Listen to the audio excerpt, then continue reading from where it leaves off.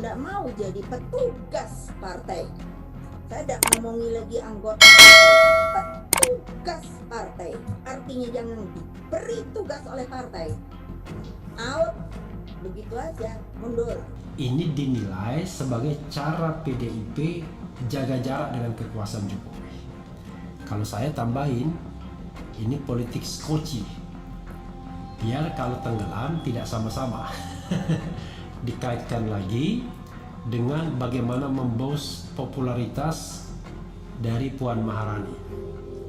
Jadi Puan Maharani tidak boleh identik dengan kegagalan. Misalnya kalau ada kegagalan, pandemi, tiba-tiba masa pemerintahan ini dianggap tidak sukses, maka PDIP bisa terhindar dan Puan Maharani bisa dianggap sebagai tokoh yang bukan merupakan bagian dari kegagalan tersebut.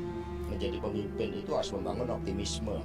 Menjadi pemimpin itu harus menggelorakan martabat dan harkat kita sebagai bangsa untuk menyatukan semangat gotong royong bahwa kalau kita bersama-sama, seberapapun berat masalah bangsa ini, kita bisa atasi.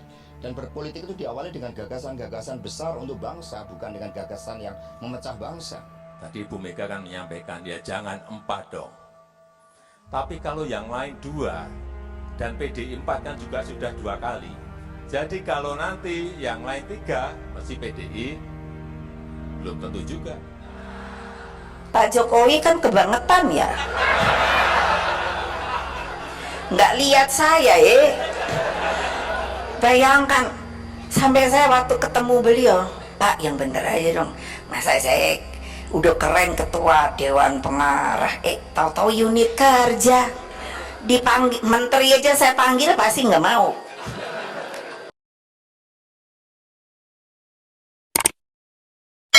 Muncul geng Jokowi, mulai lawan klan Soekarno, PDIP semakin meruncingkan analisa.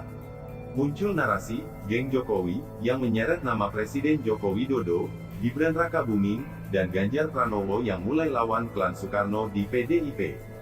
Hubungan yang tidak harmonis antara Jokowi dan keluarga Soekarno, dalam hal ini PDIP, semakin mempertajam analisis tersebut. Bahkan kekuatan bisa disebut geng Jawa Tengah, menyeret nama Jokowi, Ganjar dan Gibran disebut-sebut akan mulai melawan klan Soekarno. Munculnya komplotan Jawa Tengah yang seolah dikomandoi oleh Jokowi, Ganjar dan Gibran ini dipengaruhi oleh rusuh besar-besaran baliho Puan Maharani buatan PDIP. Hal itu dimaksudkan sebagai cara untuk menghadirkan sosok Puan Maharani yang diharapkan muncul di pemilihan presiden berikutnya pada tahun 2024. Sayangnya, hal ini dinilai aktivis kemanusiaan, Natalius Pigai sebagai jalan yang tidak sesuai dengan keinginan Jokowi. Analisa saya, Jokowi, Ganjar dan Gibran punya niat berbeda untuk politik 2024. Pak Jokowi tidak punya beban untuk melawan keluarga Soekarno dan PDIP. Bangsa ini dididik untuk tidak menghormati orang-orang yang berjasa membesarkan. Kekuatan moral menyangkal pihak ini, tulis Natalius Pigai, sebagaimana dikutip kabar Besuki dari Twitter @NataliusPigai2.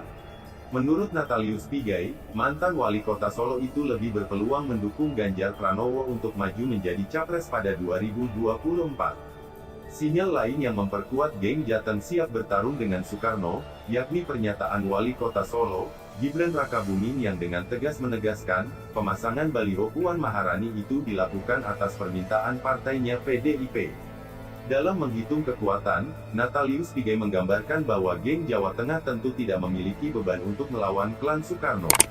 Meskipun PDIP tidak dapat disangkal sebagai salah satu partai politik terbesar di Indonesia. Ketua Umum Partai Demokrasi Indonesia Perjuangan PDIP, Megawati Soekarno Putri belak-belakan mengungkapkan sudah lelah menjabat sebagai Ketua Umum. Namun, Presiden kelima RI ini mengaku tak bisa menolak ketika kader masih terus memilihnya sebagai Ketua Umum. Hal tersebut diungkapkan Megawati dalam sambutan pelatihan mitigasi bencana gempa bumi dan tsunami Baguna DPP PDIP secara virtual, Rabu, tanggal 4 Agustus tahun 2021. Saya kalau sudah bersemangat ini nggak marah, begini saya. Makanya selalu kepilih terus jadi Ketua Umum, jelas Megawati Soekarno Putri. Megawati membeberkan, bahwa semangat yang ada dalam dirinya membuat kader kembali memilihnya menjadi Ketua Umum PDIP. Namun, Megawati mengaku lelah memimpin PDIP sejak awal hingga saat ini. Coba tanya saja sama anak buah saya, ngopo kok ngangkat saya melulu. Saya sendiri apa dipikir nggak capek? Ya capek lah, ungkapnya. Oleh sebab itu, Megawati mengatakan sudah siap untuk tidak memimpin partainya, jika kadernya sudah tidak memerlukan tenaganya lagi untuk memimpin PDIP.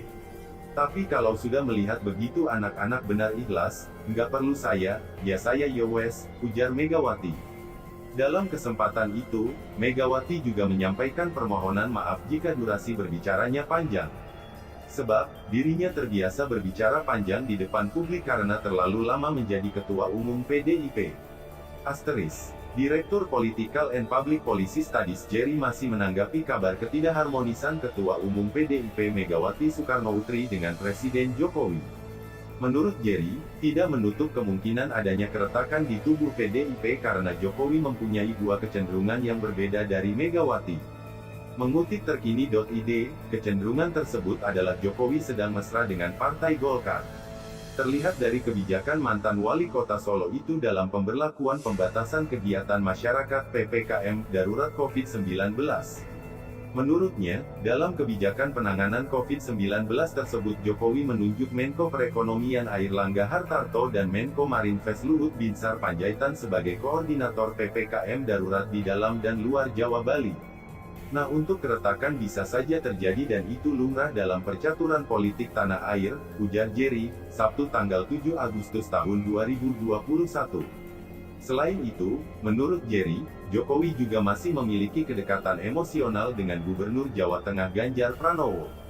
Hal itu, kata dia, terlihat saat Jokowi memilih memantau vaksinasi dengan Ganjar Pranowo ketimbang menghadiri acara serah terima jabatan Guru Besar Universitas Pertahan kepada Megawati Soekarnoputri.